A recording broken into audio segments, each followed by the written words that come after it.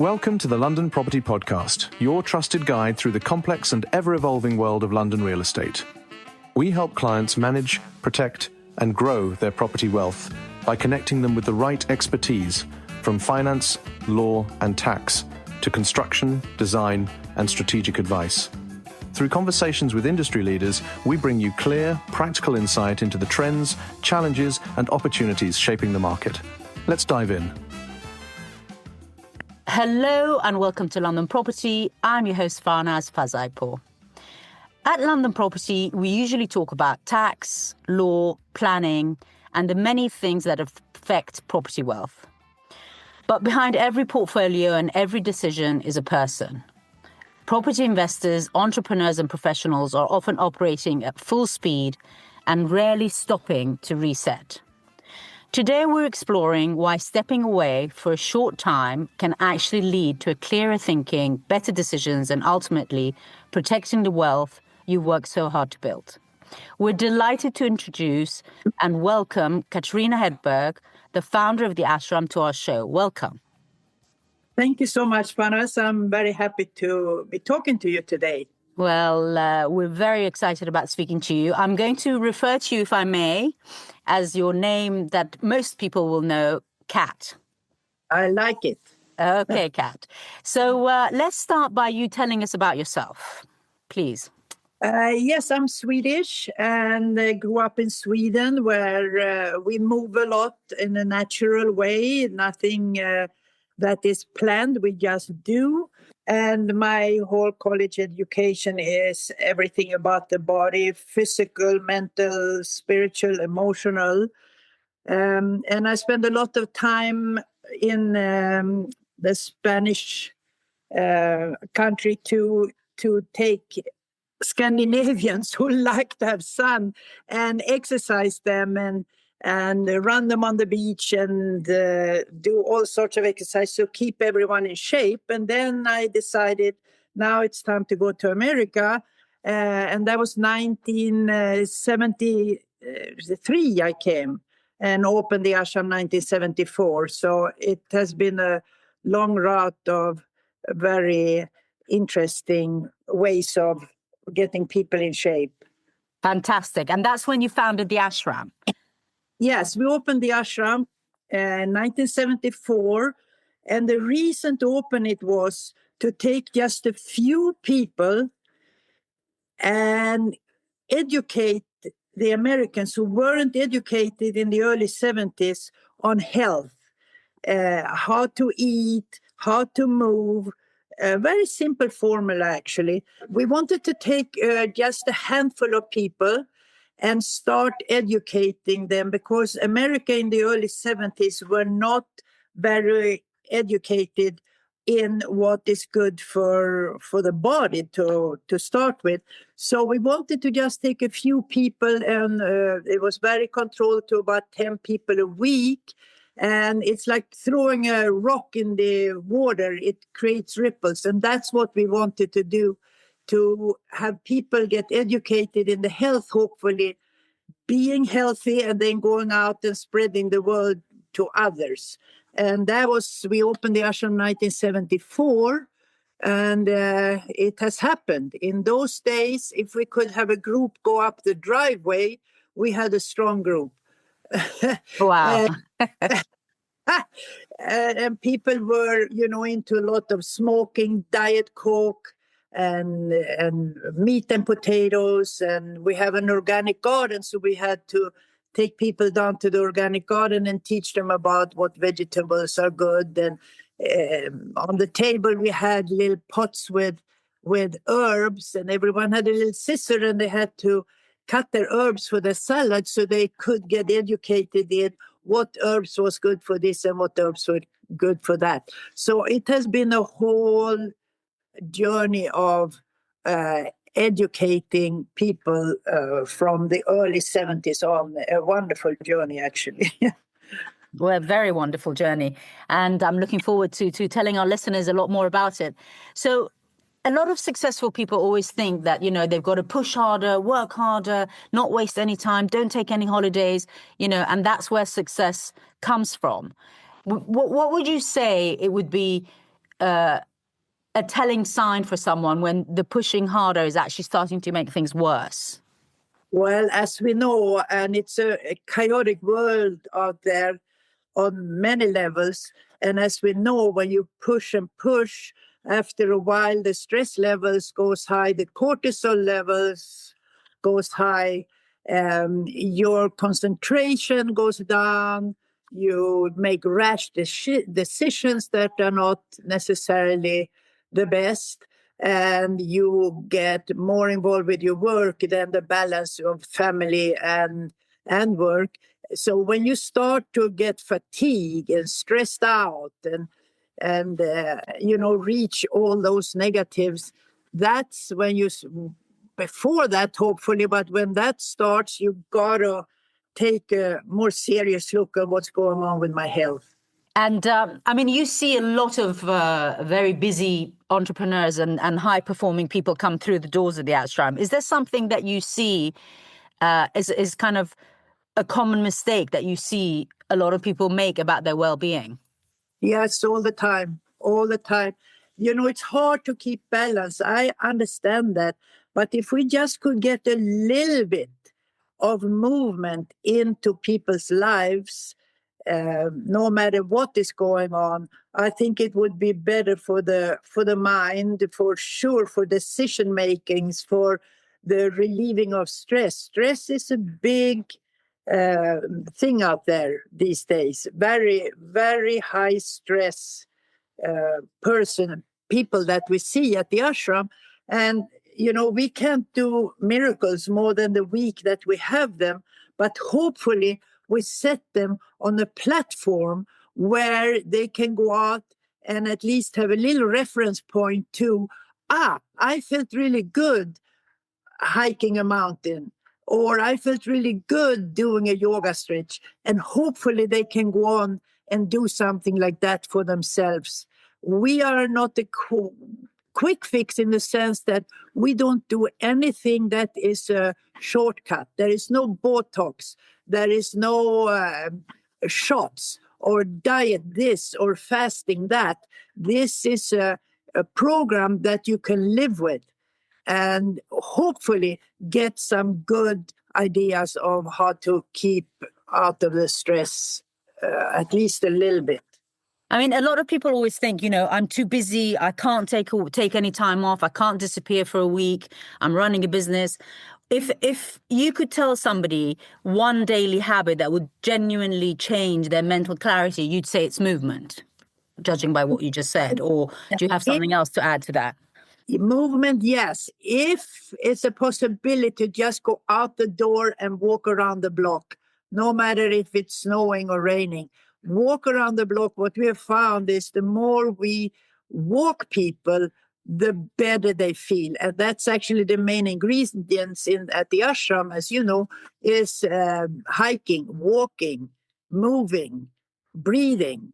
And so if people can just take a minute and walk around the block, it would change a lot in the way that they feel.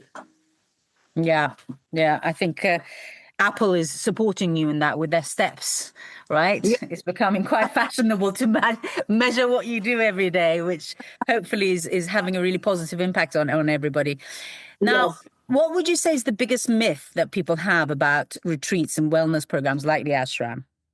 Well, I think that, people think they can come and it's like pushing a button and now they are healthy and great because they feel so good. But that's not it. We are just the ones that give them a kick in the butt or get them the ideas, like I said before. The work has to be done, not just at the ashram, but even when people come home. And again, hopefully we awaken some ways for them to keep on going because they feel so good when they are going through a program like the ashram. But it's not a quick fix. Yeah, and it's a tough program, and I think that you have to be ready to make the effort to change your life and to keep those changes. I mean, that's my personal experience. I don't know how you feel about the people who keep coming back. Yeah, well, a lot of people are coming to the ashram maybe once a year or twice a year for a reset. It's all about reset these days. In the old days, it was all about weight loss. Now it is about reset. Um, so it has changed quite a bit because of that. And yes, I think people can do a lot. I don't believe that we're vegetarian. I don't believe that everyone should go out and be vegetarian. Absolutely not. But for a week to clean out your system, that is good. To don't have the caffeine and don't have all the other goodies that we are tempted with in life. So just for a week to do that, I think it is a good idea. And people always do a little bit of a change. And yes, the program is tough, but this is what we need. We need to be a little tough these days. We need to raise the bar on ourselves. We need to just not sit on the beach and have the Mai Tais or walk a little bit here and there. People like to get a challenge.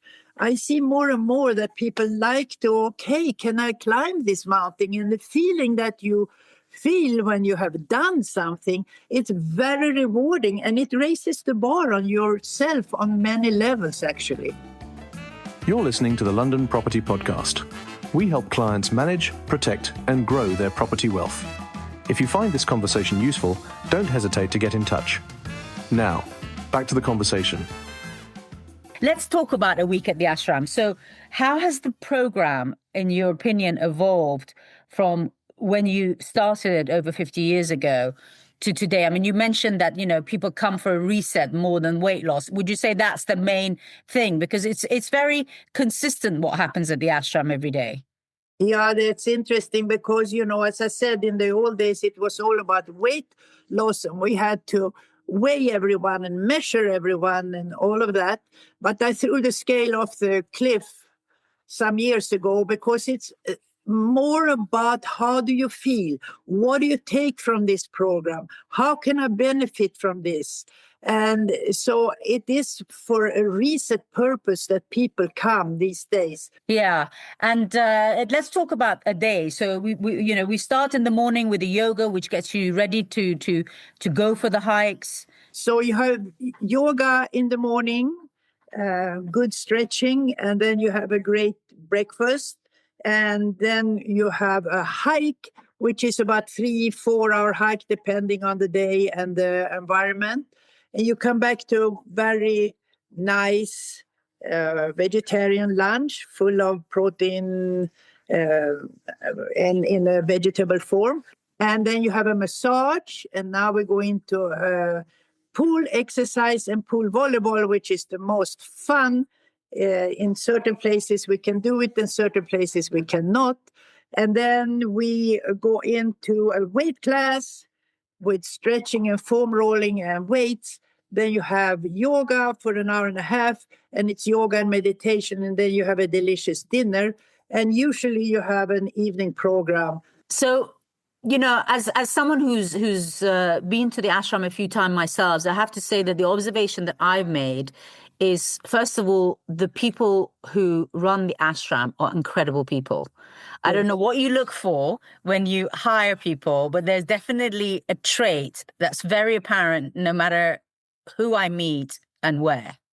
Yeah, you're absolutely right. And what's happening there is that you work very hard and you need to be in an environment like the ashram is that take care of you, with no one that has an attitude or don't care attitude. So I don't hire through resumes. I hire if people come from their heart, because you cannot teach anyone that. The rest we can teach people to climb a mountain or do a yoga class. That we can teach, but you can never teach anyone to come from their heart. And we can do this because it is a small company and it's few employees, but they're all coming from the same place. So thank you for noticing that, because that is what sets us apart from other places. The care and the love that the staff have for everyone that comes in there. And the attention to detail. Yes. Like your own special cream when you're having your massage done that goes from masseuse to masseuse every day with your name on it. And the other thing that I've noticed actually, and I don't know whether there's a trait, I guess it's just busy people who are just full on and always on, which is actually the reason we're talking to you. But I always find that, there's a sort of 10 to 13 people that I've always been with. They're always interesting. They're always good company, smart people, great conversations. It's really, every single time I've been, it's been the same. Yeah, I think it's a certain person that are drawn to this kind of a program that the Ashram presents. It's not a 4-season program in a sense. It's not the rose on the breakfast table and it's all that. But it's a real down-to-earth, this is going to work, we're going to get you through program, and you feel taken care of for every step. And I think that's why people come back, because we all want to be taken care of in one way or another, in a personal way, not necessarily just with things. Yeah, well, I'm sure I'm not alone in all the people who might be listening to this after we go live with it, to say thank you for creating something like this. It really is life-changing, and we do all really appreciate it, honestly. Oh, thank you. And I think the Ashram family really does exist. It does exist, and more to come, because it's a wonderful program. Wherever you come and see us, we'll take care of you with open arms. Exactly. Thank you so much for that. But before I say goodbye and thank you, do tell us about all the different programs, because you keep adding to them. I'm actually really excited about one of them that I've got to do next is Japan. But tell us about all the different programs that you've got. Well, after 52 years here in California, I decided to close the program here, because what I see the trend is people want to travel, and they want to travel healthy. So under the Ashram umbrella, people can travel healthy, and that is the way we're doing it. We have a 3-month program in Mallorca, Spain. We have a month program in Iceland. We have a couple of one in Portugal and 2 in Spain, which are the pilgrimages, the Santiago pilgrimages. And then we have also pilgrimage in Japan that you're talking about. That's the Kuano Kodo. It's a 7-day, 8-night pilgrimage. And then we have where you just came from, the Canary Islands, which is an amazing program to come to when you want sun in February. It was unbelievable. And also in such a small place, you see so much different landscapes. Yes. It's all great places where tourists don't really go. That's what I'm looking for when I open a place. So we'll see what comes next. Yes, we'll watch this space. And for the people who plan at the last minute, you'll be disappointed, because the Ashram is almost booked the minute you come back from your first one. So make sure you go. And it's theashram.com, isn't it, the website? That's correct, yes. Well, listen, thank you so much for your time. It was lovely to see you, and we'll look forward to seeing you again soon. Thank you, Farnaz. It was a pleasure being with you today. Thanks for listening to the London Property Podcast. If you'd like guidance on managing, protecting, or growing your property wealth, get in touch. We're here to help. And if this episode proved valuable, share it with someone who takes the market seriously, and make sure you're following so you never miss an update.